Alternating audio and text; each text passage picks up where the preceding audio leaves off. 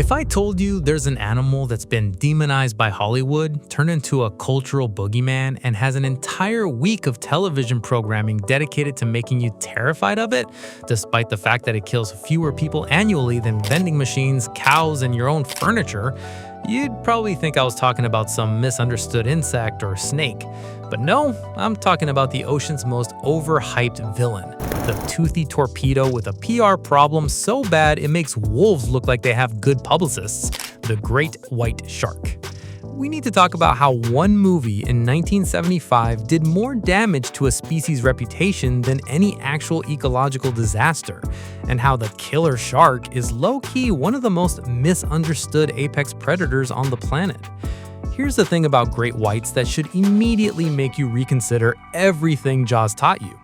They don't want to eat you. Like, genuinely. You are not food to them. You're the equivalent of accidentally biting into a piece of cardboard when you were expecting chocolate. Except instead of just being disappointed, the great white is actually cautious enough to investigate first, which is where all the drama comes from. But let's back up and talk about what great whites actually are, because the animal itself is built different in ways that have nothing to do with munching on beach tourists. Great whites are massive, averaging 15 feet and around 2,400 pounds, with some females pushing 20 feet and nearly 5,000 pounds. But here's what's wild, they're not even the biggest shark. That title goes to the whale shark, which can hit 60 feet and wouldn't hurt a plankton's feelings. They're not the fastest, that's the short-finned mako, their cousin, clocking in at 45 miles per hour. They're not the most aggressive. Bull sharks are way more willing to throw hands in shallow water and have been responsible for more attacks simply because they hang out in rivers and estuaries where people actually swim. What great whites are is the most perfectly engineered ambush predator for hunting marine mammals, which is a very specific job description that does not include terrorize humans at Cape Cod. Their whole setup is cooked for hunting seals and sea lions. They've got counter shading, dark gray on top, white on the bottom, so when they're coming up from the deep, they're basically invisible against the sun if you're a seal chilling on the surface. From above, they blend into the dark ocean floor. It's camouflage that works in both directions, which is honestly unfair.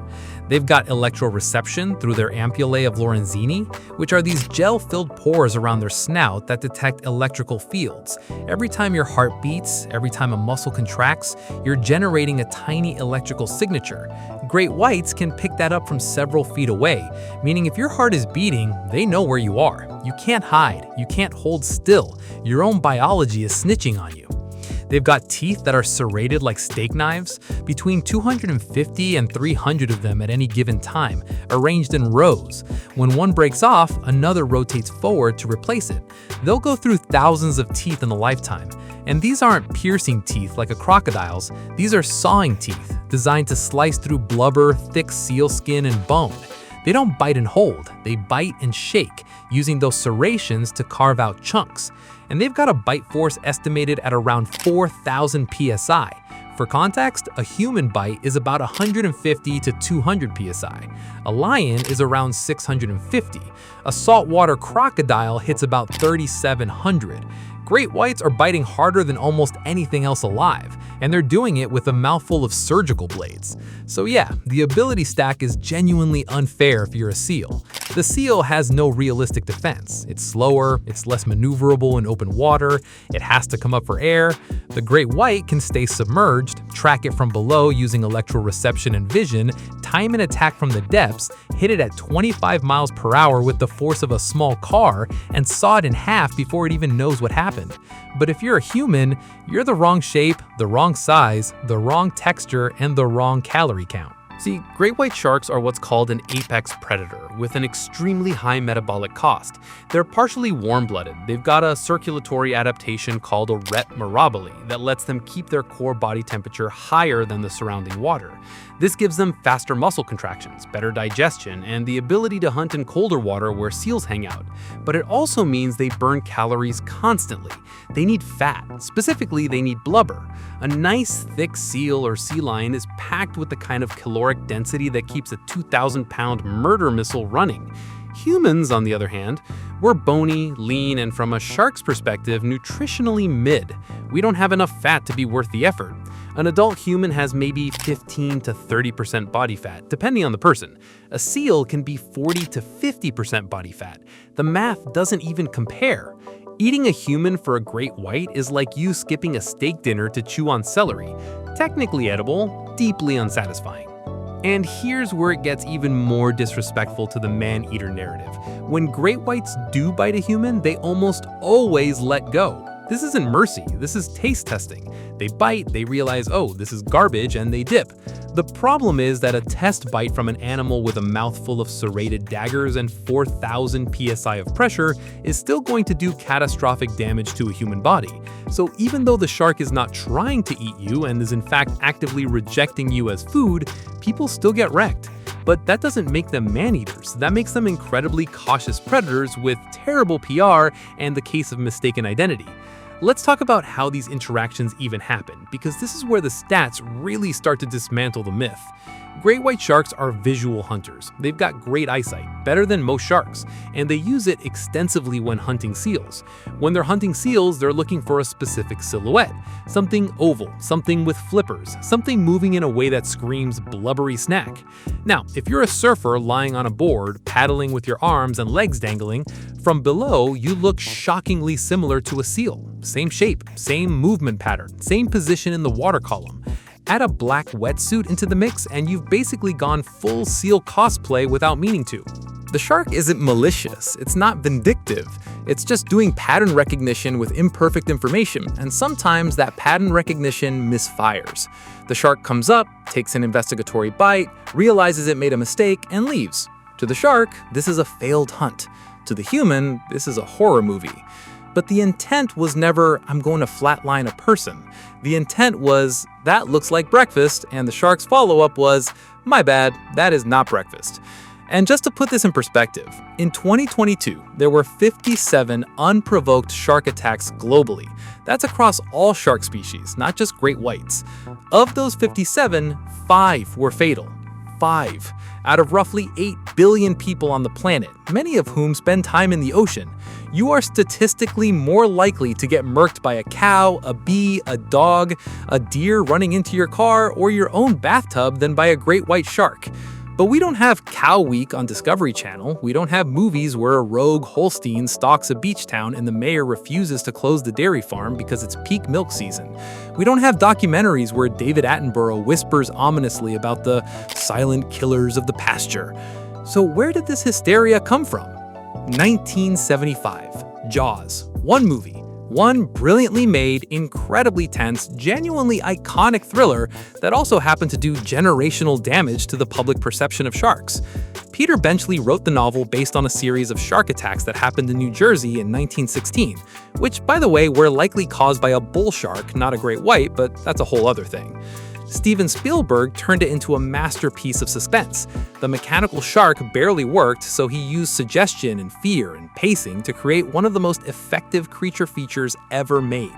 It's a brilliant movie. It's also a masterpiece of misinformation. Because here's what Jaws taught an entire generation.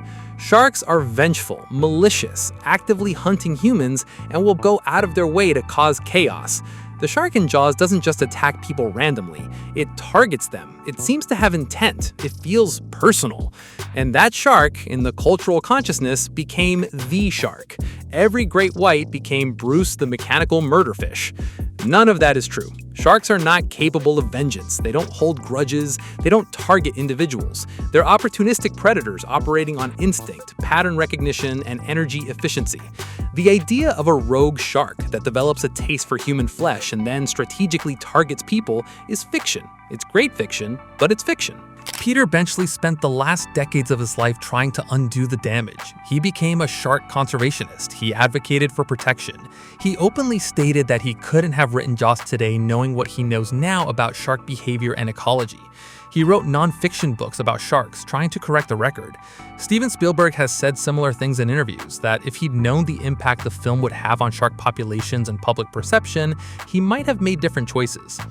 But the damage was done, and the fallout from that fiction has been measurably catastrophic for sharks. After Jaws, shark hunting spiked. Sport fishing for great whites became a thing. Shark finning, where fishermen cut off a shark's fins and dumped a body back in the ocean to drown, exploded as an industry. Great white populations dropped. Beach towns started implementing shark culls, literally murdering sharks preemptively in case they might pose a threat. Australia has done this. South Africa has done this. The logic was better safe than sorry, which is a wild thing to say about an apex predator that's existed for 16 million years and has kept ocean ecosystems in balance the entire time. We turned an evolutionary masterpiece into a villain that needed to be eradicated, and we did it because a puppet on a universal backlot scared us in the dark. But let's get into what great whites are actually like when they're not being turned into movie monsters, because the real animal is so much more interesting than the myth.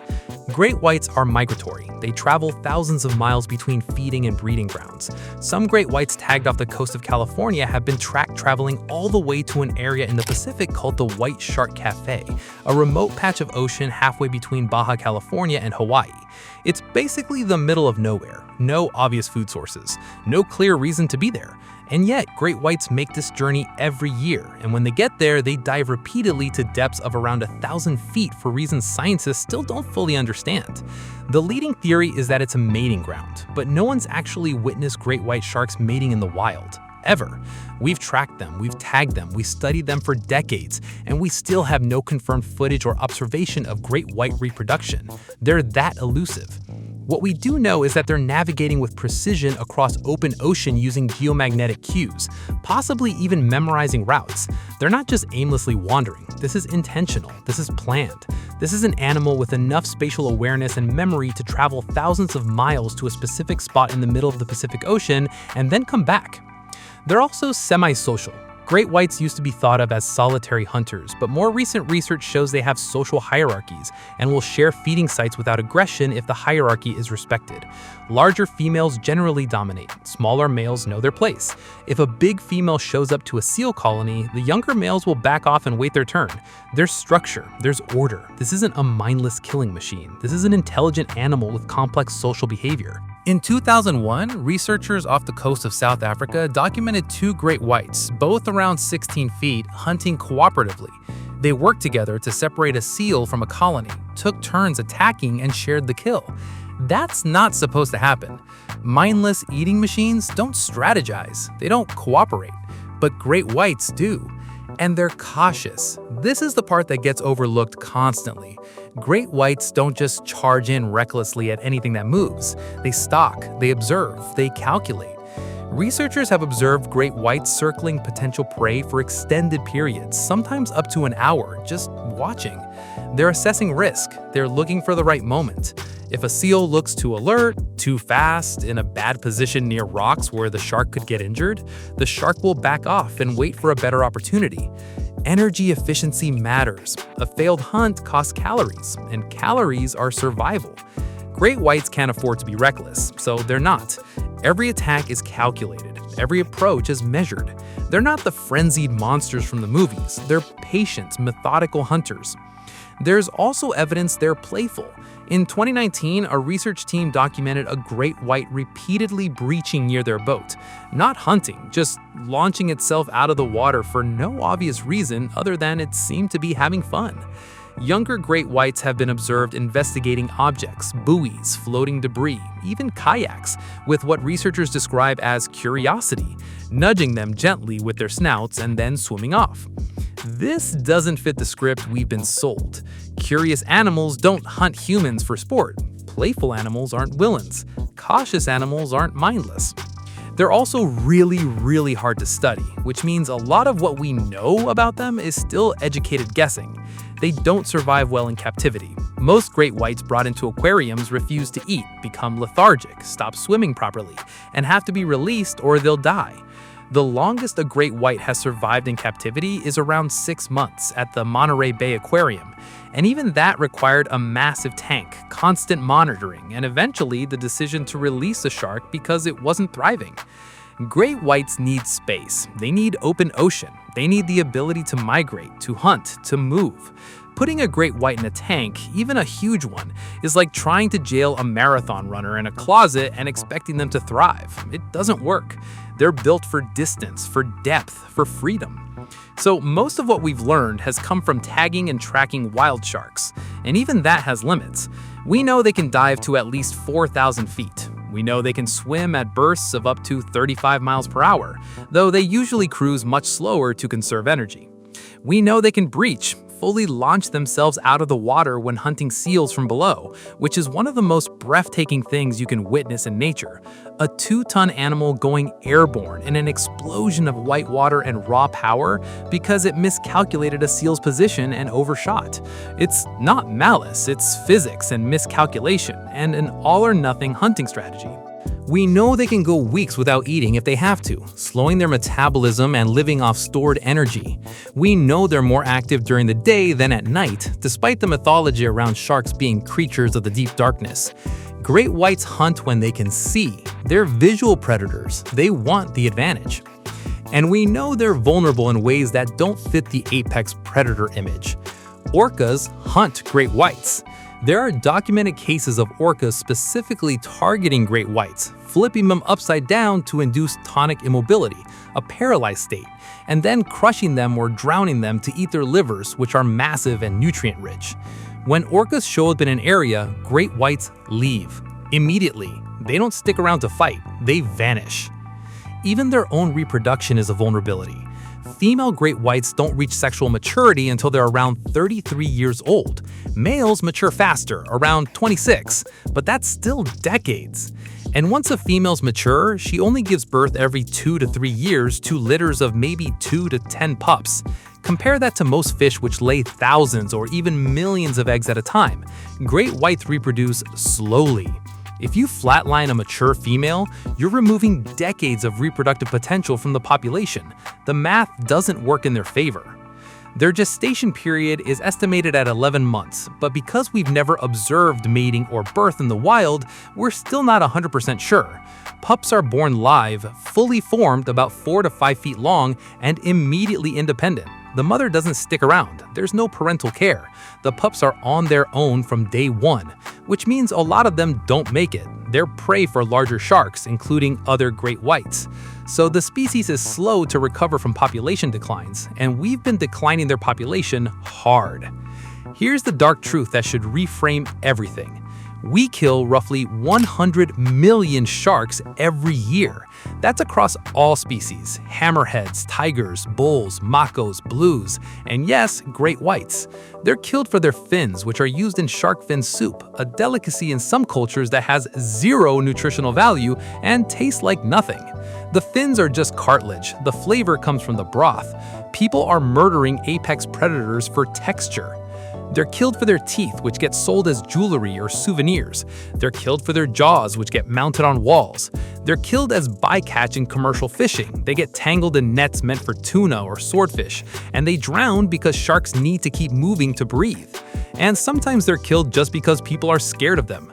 Meanwhile, sharks kill about 5 people per year globally, across all species, including great whites, bulls, tigers, and every other shark that's ever been in the ocean. The ratio is 100 to 5. That's not a battle, that's a massacre, and we're the ones doing it. And great whites specifically are listed as vulnerable by the IUCN, not endangered yet, but vulnerable, which is the step right before threatened, which is the step right before endangered. Their populations are declining. We don't even know how many are left because they're so hard to track, but estimates suggest there are fewer than 10,000 great whites left globally. Some estimates are even lower. 10,000 sounds like a lot until you realize the ocean covers 70% of the planet and great whites range across massive territories. Spread that thin, and you're looking at a species that's one bad decade away from serious trouble. And we're still killing them, sometimes legally through fishing permits, sometimes illegally through poaching, sometimes accidentally as bycatch, and sometimes intentionally through shark culls where governments decide that killing sharks preemptively will make beaches safer, despite the fact that there's no evidence culling works and plenty of evidence that it just kills a bunch of sharks for no reason. Western Australia tried this. They set up drum lines, baited hooks designed to catch and kill large sharks. The program killed dozens of sharks, including great whites, and had zero impact on attack rates. It was eventually stopped after public outcry, but the damage was done. South Africa has done it, Australia keeps proposing it. The logic is always the same. We need to protect people, but you can't protect people from an event that's statistically rarer than lightning strikes by eradicating the species that keeps the entire ocean ecosystem functional. Because here's what happens when you remove apex predators. Everything collapses. Great whites keep seal and sea lion populations in check. Without great whites, seal populations explode. Seals eat fish. A lot of fish. If seal populations boom unchecked, fish populations crash. If fish populations crash, the commercial fishing industry that humans depend on collapses. The ecosystem doesn't just lose balance, it fails. We need great whites, not just for the abstract save the planet reasons, though those are valid. We need them because they're a keystone species holding together an entire ecological web that we also depend on. So when people clutch pearls about a surfer getting bitten in California, I need you to zoom out and look at the actual scoreboard, because the villain in the story has been getting demolished by the real apex predator for half a century, and the crime they're being punished for is being in the ocean, existing, occasionally mistaking a surfboard for a seal because evolution didn't prepare them for wetsuit-wearing mammals on floating fiberglass. If you want to be mad about something, be mad that we spent 50 years telling the wrong story. Be mad that Shark Week is still out here calling them monsters and killers when the actual data shows they're cautious, intelligent, ecologically essential animals that want nothing to do with us. Be mad that we're killing 100 million of them a year and still pretending they're the threat. Here's the moral. The most dangerous predator in the ocean has spent 50 years getting destroyed by a marketing campaign it never asked for.